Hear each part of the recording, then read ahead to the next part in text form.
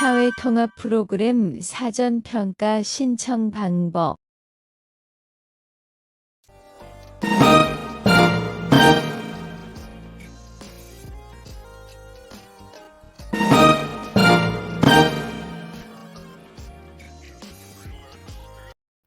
자, 점랩수 멍뻔ថ្ងៃនេះខ្ញុំចង់ណែនាំពីរបៀបការដាក់ពាក្យប្រឡងសាចំផែនការប្រឡងយកកម្រិតនៃកម្មវិធីសាយធំហាប់ប្រូក្រាមប្រសិនបើបងប្អូនមានបំណងចង់ដាក់ពាក្យប្រឡងនៅកម្មវិធីសាយធំហាប់ប្រូក្រាមណាមួយបងប្អូនគឺត្រូវតម្រូវឲ្យមាន ID និងលេខសម្ងាត់នៃកម្មវិធីនេះជាដំបូងប្រសិនបើបងប្អូនមានID និងលេខសម្ងាត់នេះហើយបងប្អូនអាចចូលទៅរក website នេះដោយតាមប្រព័ន្ធអ៊ីនធឺណិតបើសិនជាបងប្អូនមានប្រើកម្មវិធី Google ឬក៏ Naver បងប្អូនអាចវាយ website នេះរកហើយវានឹងចេញជាផ្ទាំងអញ្ចេះណាបងប្អូនចេញផ្ទាំងអញ្ចឹងហើយបងប្អូនត្រូវរកពាក្យថា login ចាបន្ទាប់ពីយើងរកកន្លែង login ហើយគឺយើងឃើញផ្ទាំងនេះចេញមកហើយកន្លែង ID ចន្លោះកន្លែង ID យើងចាក់ដាក់លេខ ID របស់យើងនិងភីមៀលបូណូគឺលេខសម្ងាត់របស់យើងហើយ login ចុចពណ៌ក្រហមនឹងទៅបងប្អូនដល់ពេលចុចកន្លែងនឹងរួចហើយវានឹងចេញផ្ទាំងមួយទៀតបន្ទាប់មកបងប្អូនរកពាក្យថាសារហេតុហេតុ program ហើយរកពាក្យថាផងកាសិនឆងបន្តមកទៀតយើងអូសវាមកក្រោមទៅយើងនឹងឃើញពាក្យដូចនេះណាបងប្អូនគឺធុងអើយហាមីដាយើងគ្រីយកវាបន្តមកទៀតយើងចុចពាក្យថាសិនឆងហើយវានឹងភ្ជាប់ទៅ website មួយទៀតហើយយើងមើលរលេខ7ទៅយើងគ្រីយកធុងអើយហាមីដាហើយការភ្ជាប់ទៅ website មួយទៀតនោះគឺវាភ្ជាប់ដោយអូតូតែម្ដងបងប្អូនគឺយើងធ្វើការដាក់ពាក្យគឺនៅ website នេះហើយដែលមានឈ្មោះថា Hanguk Imin Jetan ហើយវាមានភ្ជាប់គ្នាទៅតែម្ដងគឺនៅក្នុងខេងឆុងបូសាហាងយើងឃើញ ID នឹងគឺវាកាត់ឡើងឲ្យយើងឃើញតែហ្មងគឺ ID របស់សាហេនិងឈ្មោះរបស់យើងនិងលេខ ID card របស់យើងវាលេខមកអញ្ចឹងហើយបន្ទាប់មកទៀតយើងត្រូវធ្វើលេខសម្ងាត់មួយទៀតនៅក្នុង website នឹងដែរណាអញ្ចឹងលេខសម្ងាត់ហ្នឹងបងប្អូនអាចធ្វើដូចនៅលេខសម្ងាត់របស់សារហេតុថ្ម program ក៏បានដែរអី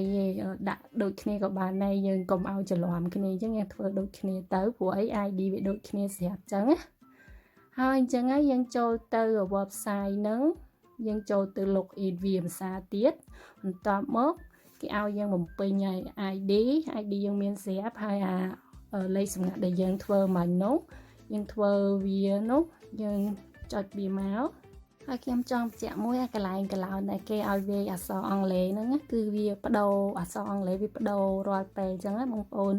មើលនៅក្នុងហ្នឹងទៅវាឲ្យអក្សរអីយើងសរសេរតាមហ្នឹងទៅហើយយើងចុចជ្រើសរើសយកពាក្យ login ដល់ login ហើយវានឹងចេញផ្ទាំងមួយទៀតហើយដល់ពេលចេញផ្ទាំងហ្នឹងហើយយើងត្រូវរកពាក្យថាសាចនផងកាហើយយើងចុចថាថាងគេហើយវានឹងចេញនេះហើយយើងជ្រើសរើសពាក្យថាផងកាស៊ីនឆងមីតឆាប់ស៊ូហើយយើងមើលទៅយកពាក្យសាចនផងកាអ៊ីឆាអញ្ចឹងហើយបន្តមកទៀតវានឹងចេញចេះហើយយើងជ្រើសរើសចេះមកហើយបន្តមកទៀតយើងជ្រើសរើសតំបន់ដែលយើង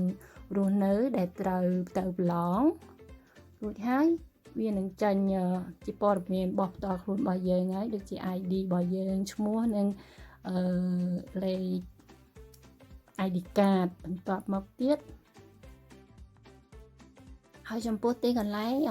អំបញ្ញមិញគឺគេគ្រាន់តែជ្រើសរើសតំបន់ដែលយើងត្រូវទៅប្រឡងទេប៉ុន្តែកន្លែងដែលយើងត្រូវទៅប្រឡងអីហ្នឹងតើមុនប្រឡង3ថ្ងៃយើងទៅឆែកនៅក្នុង website ទៅវាចេញអញ្ចឹងណាបងប្អូន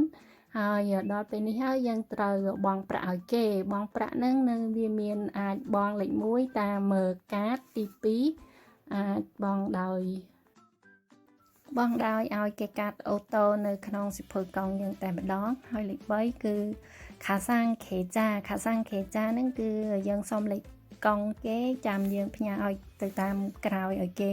អញ្ចឹងអាហ្នឹងគេប្រើច្រើនដែរអញ្ចឹងបងប្អូនស្រួលយកអាណាក៏បានដែរតែភាគច្រើន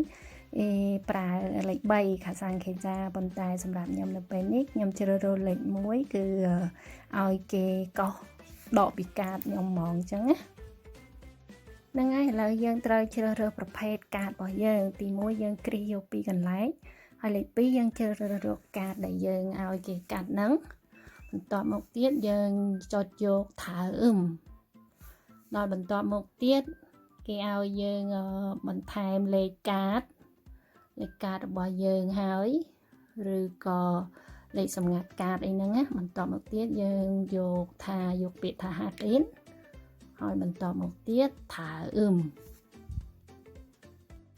ដល់ចឹងរួចហើយគឺ